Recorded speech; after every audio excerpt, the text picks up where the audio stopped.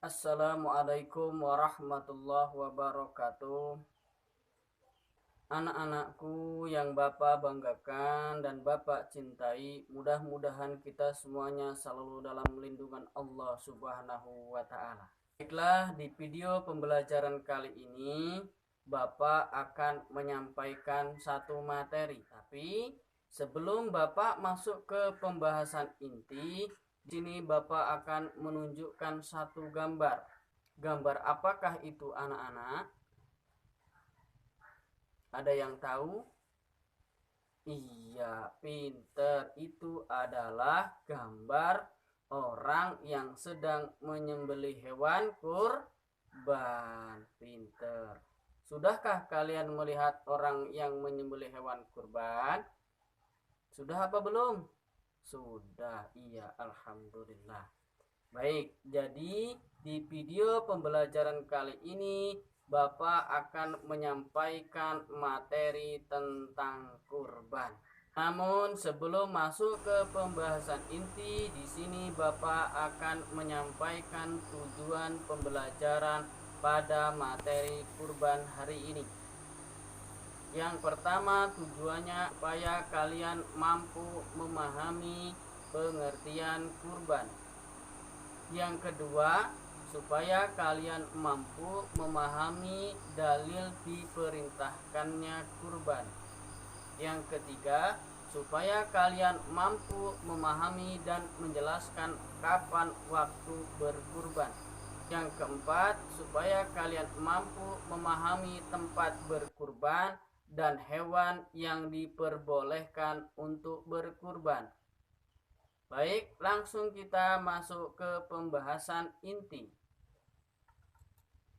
Sering kita melihat setiap hari raya Idul Adha, kita ikut melaksanakan sholat Id, kemudian setelah itu kita berbondong-bondong, beramai-ramai datang ke masjid untuk menyaksikan penyembelihan hewan kurban.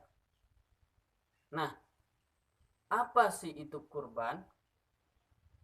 Kurban menurut bahasa artinya dekat atau mendekatkan.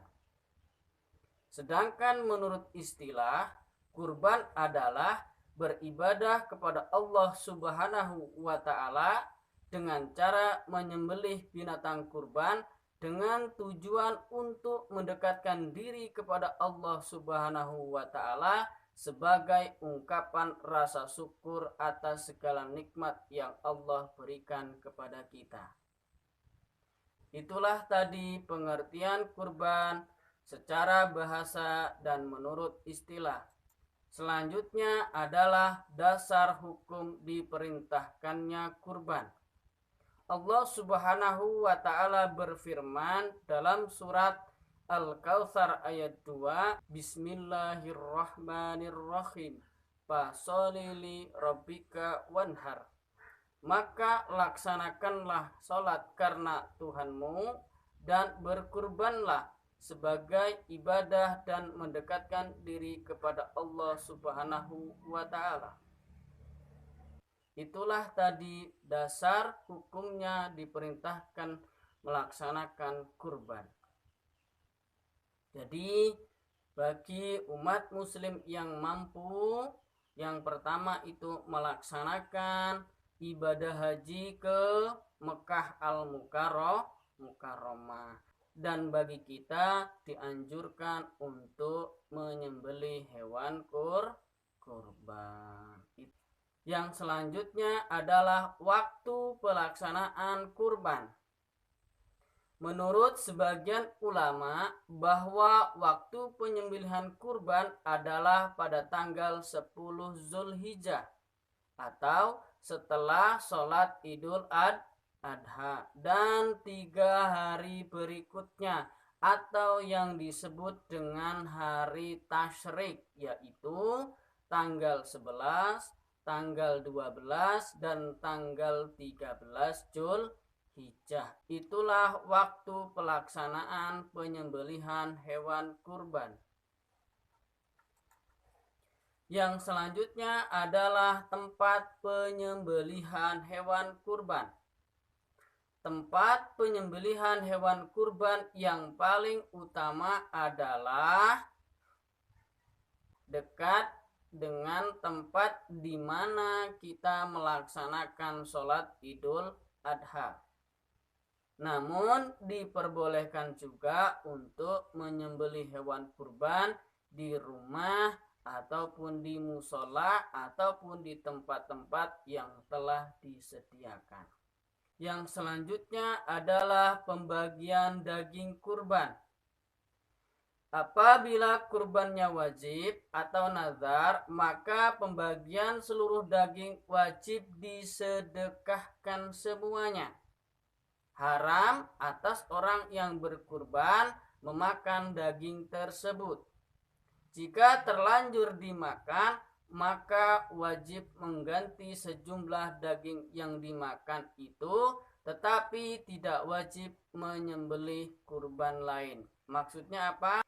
Apabila kurbannya itu wajib, misalnya seperti karena nazar atau berjanji, maka orang yang berkurban tersebut tidak boleh memakan hewan kurban atau hukumnya haram. Namun apabila kurban itu adalah sunnah, ya, maka pembagiannya dibagi menjadi 3.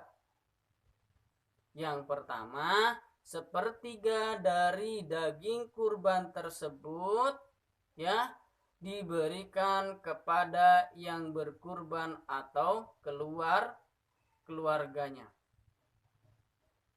Yang kedua, sepertiga dari kurban tersebut dibagikan kepada fakir miskin.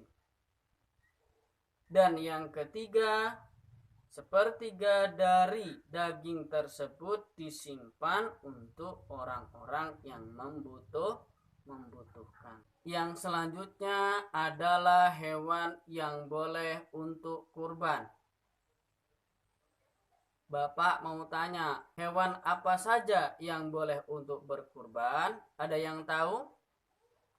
Iya, benar. Ada sapi, kemudian kambing, kemudian kerbau, kemudian domba, apalagi?